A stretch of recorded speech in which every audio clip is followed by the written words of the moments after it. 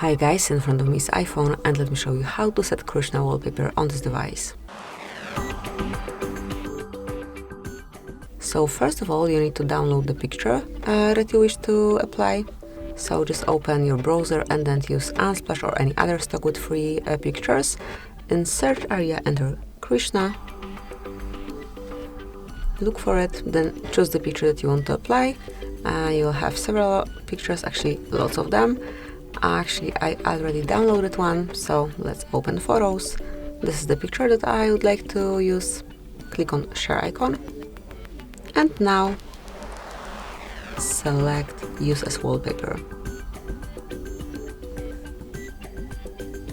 Now you can smoothly customize it. Tap on done. Let me just customize the wallpaper. To unblur it, smoothly unmark this blur icon.